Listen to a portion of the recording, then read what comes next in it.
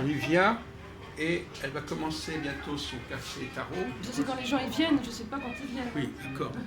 Et alors, expliquez-nous un peu comment ça se passe, dans quel esprit vous faites ça. C'est-à-dire que les gens ils viennent et puis... Alors, si en mais fonction mettons par exemple, moi je suis là, bon, j'arrive, voilà. Alors c'est en fonction des énergies, si je peux ou pas. C'est-à-dire que si la personne a des mauvaises vibrations, je dis non tout de suite. Ah oui, d'accord. Bon, ça c'est déjà une chose. Si c'est pas compatible, je peux pas. Et ensuite, donc vous avez votre jeu, c'est ça ce jeu? Voilà, c'est celui-là, j'ai pris le tarot de la roue des dames fortune. D'accord. Qui est basé sur le Etelia, sur le tarot Oui, d'Etelia. Etelia, oui, très bien, oui. Bon, alors, donc expliquez-nous un petit peu comment vous pratiquez, comment vous concevez, qu'est-ce que vous attendez, qu'est-ce qui vous pose comme question. Est-ce que c'est à peu près les questions de tout le monde? Ouais, c'est basique, c'est les sentiments, l'argent. Alors vous sortez combien de cartes à ce moment-là? Je fais le prénom. Le prénom? Je bats les cartes, je fais le prénom de la personne et après... Vous n'allez pas faire le prénom de la personne? Parce que chaque carte c'est une lettre. Oui. Ah bon, alors vous choisissez les cartes? Non, c'est la personne qui les choisit. Et c'est son prénom? La personne fait son prénom. Mais c'est un prénom qu'elle invente. Non, c'est son prénom. C'est son prénom, mais on ne le connaît pas son prénom. Si, la personne connaît son prénom. Oui, mais les cartes ne vont pas... Quel rapport entre le prénom et les cartes? Justement, les cartes vont... les cartes seront symboliser le prénom de la personne. Oui, chaque carte sera une lettre. Oui, c'est ça. Par exemple, J, A, C, Q, U, E, S, Jacques. Oui. Et ça, donc là, on va partir de ces cartes. C'est-à-dire que mon prénom va vous inspirer la sortie de certaines cartes. Va déclencher la sortie de certaines cartes. Oui, voilà, en vibration, si vous voulez le dire comme ça. Donc, non, parce que vous vous branchez en quelque sorte sur prenez comme support le prénom et vous sortez le nombre de cartes correspondant au prénom et vous allez interpréter ce tirage. Voilà. Et ensuite... Donc vous avez une médiumnité par rapport au prénom. Aux vibrations... Le prénom, c'est qui est-ce qui va tirer les cartes? la personne qui doit faire les cartes. Vous ouvrez il y a un paquet, elle tire les cartes comment? Je bats les cartes. Et après, vous lui demandez de sortir cette carte par exemple, si elle a un prénom à cette lettre. Voilà. Et ensuite... c'est original ça déjà. Et ça c'est la méthode du prénom. Et ensuite, la personne pose une question, donc je dis à peu près ce qui se passe, etc. Alors dans un premier temps, vous lisez déjà les 7 cartes ou bien on vous pose une question? Non, d'abord le prénom pour moi c'est la mise en présentation. Donc les questions c'est après dans un deuxième temps. Après il y a une question. Alors qu'est-ce que, d'après le prénom, parce que vous appelez le prénom, qu'est-ce que vous dites alors? Vous interprétez les cartes? J'interprète les cartes. Mais de quoi elles vont vous parler ces cartes? Elles peuvent parler du passé, du présent, du futur, de l'immédiateté, par exemple si quelqu'un a perdu son travail ou quelque chose d'important qui est encore là, si la personne est encore... Donc la personne, ça va lui parler. Ça va lui parler. Ah mais je vous jure que ça parle. Ça va lui parler. Tout ce qui tombe arrive. Vous avez des projets en ce moment? Des grands projets? Oui, des grands projets, oui. 3 de denier. Avec des personnes. Oui. Ouais, tout ce qui tombe arrive. Et c'est avec des gens connus. Écoutez, oui, j'ai des projets, je travaille beaucoup sur les leaders. Et je fais beaucoup d'émissions sur les leaders.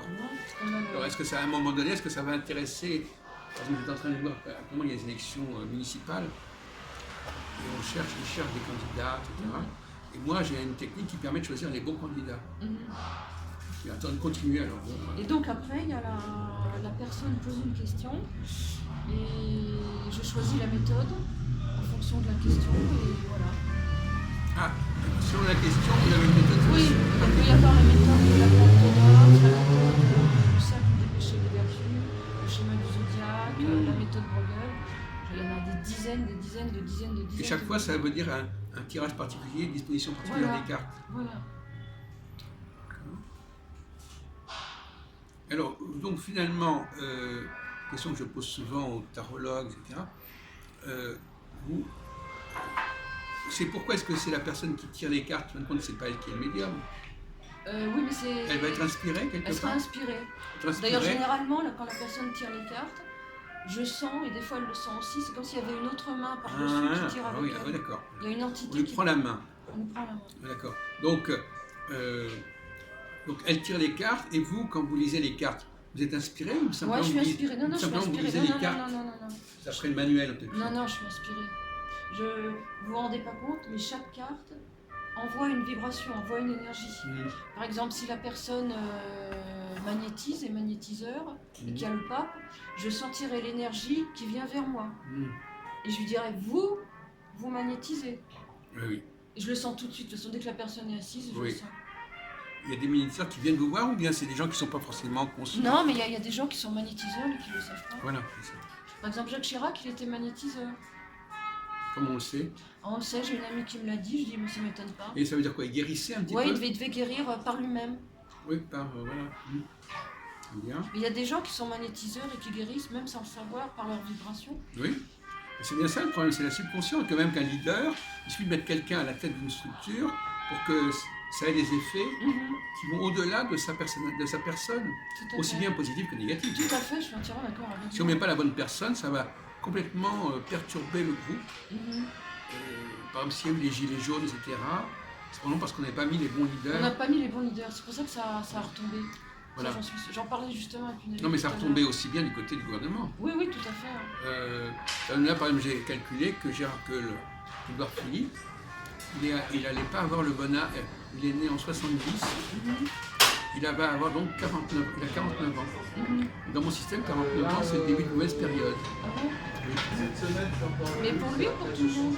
Ah ben justement, si c'est mauvais pour lui, ça sera mauvais pour tout le monde. D'accord. Parce que le leader, quand il est dans une mauvaise passe, ça fonctionne pas. Même que Castaner, par exemple, il a des problèmes parce qu'il est dans une mauvaise période. On n'aurait jamais dû le mettre à sa poste. Jamais. Alors là, c'est catastrophique. Oui, mais vous dites ça comme ça, parce que non, mais ces vibrations... Ah bon, d'accord. C'est vraiment très... Voilà, donc... même que Macron, il a été élu parce qu'il y avait à côté de lui Gérard Collomb. Qui avait de bonnes vibrations à ce moment-là. Oui, tout à fait, je suis d'accord avec vous. Voilà, donc parfois, on dit tiens, pourquoi c'est celui-là qui a gagné? Mais en réalité, il y avait quelqu'un d'autre derrière qui faisait l'affaire. Ce qui est important, c'est que Collomb l'a lâché. Collomb a lâché Macron. Oui, et ça, c'est fâcheux pour Macron. Oui, tout à fait. Parce qu'il l'a remplacé par Castaner, etc. Et en quelque sorte, c'était un élément important. Et comme il venait d'avoir 70 ans, c'est une bonne période, il n'est pas parti au bon moment. Enfin, il a réussi ses trucs dans son coin, dans sa ville, mais ça a été une grande perte pour Macron. Ça, je suis d'accord avec vous. Donc, tout ça, ça explique beaucoup de désagrégation, de problèmes sociaux actuellement. Parce que paradoxalement, c'est vrai que les gens ont des raisons objectives de se plaindre, mais si le leader est valable, ça se calme. Ça, je suis Ils ne vont pas commencer à s'inquiéter, à s'énerver. Donc les problèmes, ils sont là, mais ils ne prennent pas la même dimension selon que le leader est approprié ou pas. Oui, c'est comme le leader, il est en haut de la pyramide et c'est lui qui envoie les énergies. Oui. Donc il peut y avoir des forces centrifuges ou centripètes. Donc quand les forces sont négatives, les gens vont chercher toutes les raisons pour dire que ça ne marche pas. Et quand elles sont positives, eh bien, ils vont plutôt regarder les choses positivement. Oui, ça je suis d'accord avec vous. Oui.